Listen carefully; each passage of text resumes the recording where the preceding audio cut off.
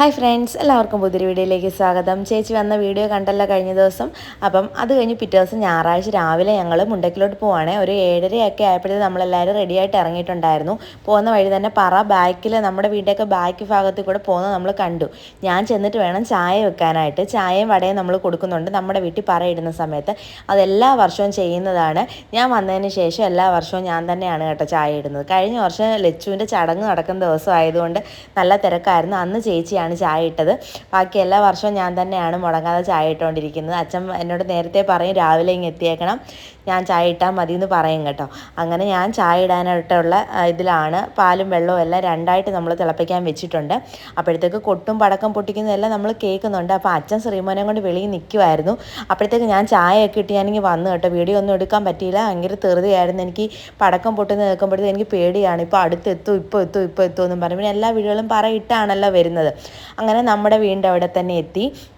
എനിക്കാണെങ്കിൽ ഫ്രണ്ടിലോട്ട് വരാൻ പറ്റത്തില്ലായിരുന്നു. അതുകൊണ്ട് ഞാൻ അവിടെ നിന്നുകൊണ്ട് വടയും കൊടുത്ത് ചായയൊക്കെ കൊടുത്തുകൊണ്ട് നമ്മളവിടെ നിൽക്കുവാണ്. അപ്പോൾ ഇടുന്ന വീഡിയോ ഒന്നും എനിക്ക് എടുക്കാൻ പറ്റിയില്ല. മനച്ചേൻ്റെ ഈ ഫോൺ കൊടുത്തിട്ടുണ്ടായിരുന്നു വീഡിയോ എടുക്കാനായിട്ട്. പക്ഷേ അത് എനിക്കൊന്ന് ക്യാമറ ഓൺ അല്ലായിരുന്നു തോന്നുന്നു, നമ്മുടെ വീഡിയോ കിട്ടിയിട്ടില്ല കേട്ടോ. അപ്പം ബാക്കിയുള്ള വീഡിയോസൊക്കെ ഞാൻ ഇട്ടിട്ടുള്ളൂ.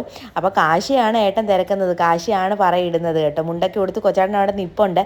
കറക്റ്റ് സമയം ആയപ്പോഴത്തേക്ക് ഓടി എന്തായാലും എവിടുന്നോ എത്തിയിട്ടുണ്ട്. മുണ്ടൊക്കെ കൊടുത്തുകൊണ്ട് വലിയ ഷോ കാണിച്ച് പോയതായിരുന്നു. അപ്പം പറയിടാൻ സമയമായപ്പോഴത്തേക്ക് കുഞ്ഞെത്തി. അത് കഴിഞ്ഞപ്പോഴത്തേക്ക് പറയൊക്കെ ഇട്ട് കഴിഞ്ഞ് പിന്നെ ബാക്കിയുള്ളവരെല്ലാം വടയും ചായയൊക്കെ കഴിക്കുവാണ്. അപ്പോൾ മനുഷ്യേട്ടൻ ചോദിക്കുന്നത് ഫോട്ടോ എടുക്കണമെന്ന് ചോദിക്കുവാണ്. അപ്പോൾ ഫോട്ടോ ഒക്കെ എടുത്തിട്ടുണ്ടായിരുന്നു. ഫോട്ടോ വേറെ വീഡിയോസിനകത്ത് ഞാൻ ഉൾപ്പെടുത്തിയിട്ടില്ല. അത് കഴിഞ്ഞ് എല്ലാവരും ഒക്കെ പ്രാർത്ഥിച്ചു. പിന്നെ ഇവിടുന്ന് പറയിടാനുള്ളവരെല്ലാം പറയിട്ട് കുറച്ച് നേരം എഴുന്നള്ളത്ത് അവിടെ നിൽക്കുമല്ലോ. അത് നിന്ന് എല്ലാവരും കാപ്പിയൊക്കെ കുടിച്ചിട്ടാണ് പോയത്. നമ്മളെല്ലാവരും അമ്പലത്തിൽ പോയി പറയിടും. അതിലും നല്ലത് നമ്മുടെ വീടിൻ്റെ ഫ്രണ്ടിൽ കൊണ്ടുപോയി നമ്മൾ വരുമ്പോൾ ഇടുന്നത് തന്നെയാണ് കേട്ടോ. അതെല്ലാ വർഷവും നമ്മളിവിടെ അങ്ങനെ പറയിടാറുമുണ്ട്. അപ്പം ഞാൻ ഇന്ന് വരെ ഇട്ടിട്ടില്ലെന്ന് കേട്ടോ. കാശിയം കൊണ്ട് ഇടിയിച്ചിട്ടേ ഉള്ളൂ. അപ്പം ഈ വട്ടം കാശിയം കൊണ്ട് ഏട്ടനാണ് ഇടിയിച്ചത്. പിന്നെ ചേച്ചിയും പൊടിവാവയും കൂടി ഇട്ടിട്ടുണ്ടായിരുന്നു. ലച്ചു അകത്തിരിക്കുവാണ് കേട്ടോ. അപ്പോൾ അതെല്ലാം കഴിഞ്ഞ് പോവാണേ.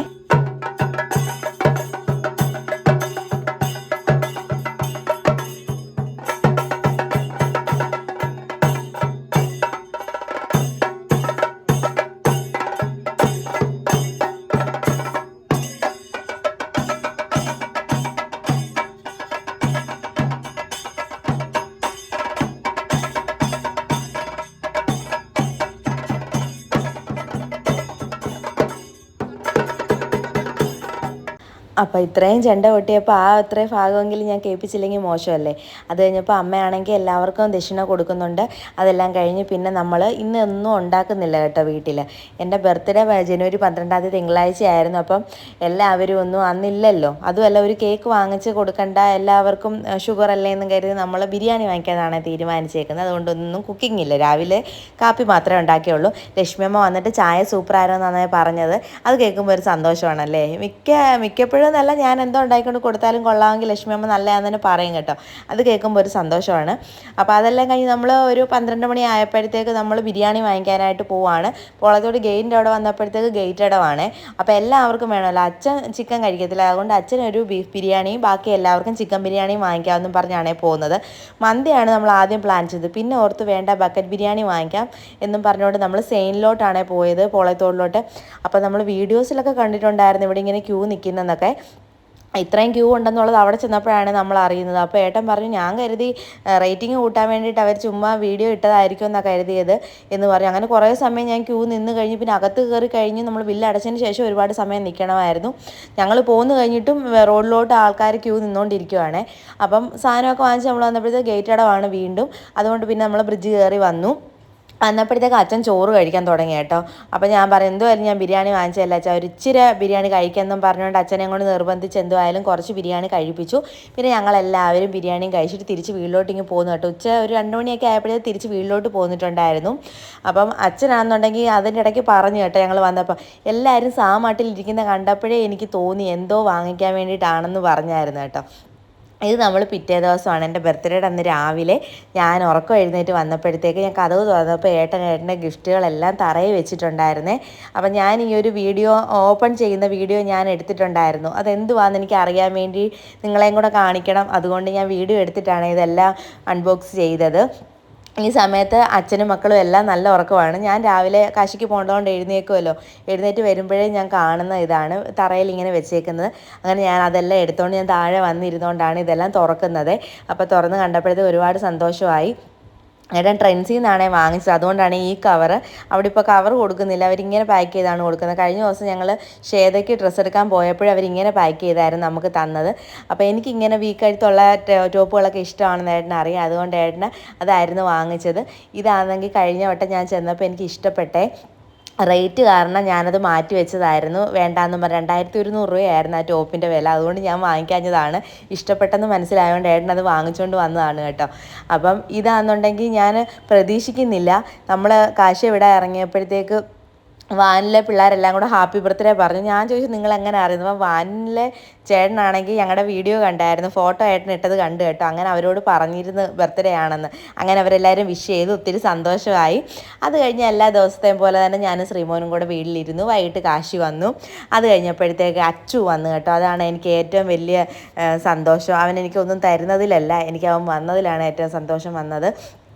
എൻ്റെ അച്ഛൻ്റെ കൂട്ട് തന്നെയാണ് അവനും. അവനാണെങ്കിൽ നിൽക്കുന്ന നിപ്പിലാണ്, എന്തെങ്കിലും എങ്ങോട്ടെങ്കിലും പോകണമെന്ന് വിചാരിച്ച് ആ നിമിഷം അവൻ പോയിരിക്കും. എൻ്റെ അടുത്ത് രാവിലെ വിളിച്ചപ്പോൾ ഇങ്ങനെ പറഞ്ഞെങ്കിലും വരുമെന്ന് ഒട്ടും പ്രതീക്ഷിച്ചില്ല. അങ്ങനെ വൈകുന്നേരം ആയപ്പോഴത്തേക്ക് അവൻ ട്രെയിനിൽ വന്നു, തന്നെയാണ് വന്നത്. അപ്പോൾ ഏട്ടൻ പോയി റെയിൽവേ സ്റ്റേഷനിൽ നിന്ന് വിളിച്ചുകൊണ്ട് വന്നേ. അപ്പോഴത്തേക്ക് കാശി പോകാൻ റെഡിയായിട്ടിരിക്കുമായിരുന്നു. അങ്ങനെ കാശിയും കൊണ്ട് ഏട്ടൻ ട്യൂഷന് വിടാൻ പോവുകയാണ്. അപ്പോഴത്തേക്ക് ശ്രീമോനും അങ്ങ് വണ്ടിയിൽ കയറി. ആര് വിളിച്ചാലും പോകാത്തവൻ അച്ചു വിളിച്ച ഉടനെ തന്നെ അച്ചുവിൻ്റെ കയ്യിൽ പോയിട്ടുണ്ടായിരുന്നു. അത് നേരത്തെ ഇങ്ങനെ തന്നെയായിരുന്നേ. അങ്ങനെ വൈകുന്നേരം ആയപ്പോഴത്തേക്ക് അമ്മ പറഞ്ഞു ബർത്ത്ഡേക്ക് അമ്മ ഗിഫ്റ്റ് ഒന്നും വാങ്ങിച്ചു തന്നില്ല, പുറത്ത് പോയി എല്ലാവരും കൂടെ ഫുഡ് കഴിക്കുമെന്നും പറഞ്ഞുകൊണ്ട് എനിക്ക് പൈസയൊക്കെ ഇട്ട് തന്നിട്ട് പറഞ്ഞു പോയി ഫുഡ് കഴിക്കുക, ഒന്നും ഉണ്ടാക്കണ്ടെന്ന് പറഞ്ഞു രാത്രിയിലത്തേക്ക്. അങ്ങനെ അച്ചുമായിട്ട് പോകാൻ വേണ്ടിയിട്ടാണ് ഞങ്ങൾ റെഡി ആയത്. അപ്പോഴത്തേക്ക് അവന് ഭയങ്കര തലവേദനയാവും പറഞ്ഞു, ആ റെഡി ആവുമെന്നും പറഞ്ഞതാണ്. ഞങ്ങളെല്ലാം റെഡിയായി കഴിഞ്ഞപ്പോഴത്തേക്ക് അവൻ പറയുന്നു പറിച്ച് എനിക്ക് എന്തെങ്കിലും വാങ്ങിച്ചുകൊണ്ട് വന്നാൽ മതി, എനിക്ക് വയ്യ കിടക്കുവാന്ന് പറഞ്ഞു. അപ്പം ഞാൻ ഏട്ടനോട് പറഞ്ഞു ഏട്ടാ എനിക്ക് എന്തെങ്കിലും വാങ്ങിച്ചുകൊണ്ട് വാ, ഇനി പോകണ്ടെന്ന് പറയുമ്പോൾ ഏട്ടൻ പറഞ്ഞു എന്തായാലും നീ റെഡി ആയില്ലേ, നമുക്കൊന്ന് പോയിട്ട് വരാമെന്നും പറഞ്ഞുകൊണ്ട് ഞങ്ങൾ പള്ളിമുക്കിലോട്ട് പോയി മർഹബേ കയറി ഫുഡ് കഴിക്കാനായിട്ട്.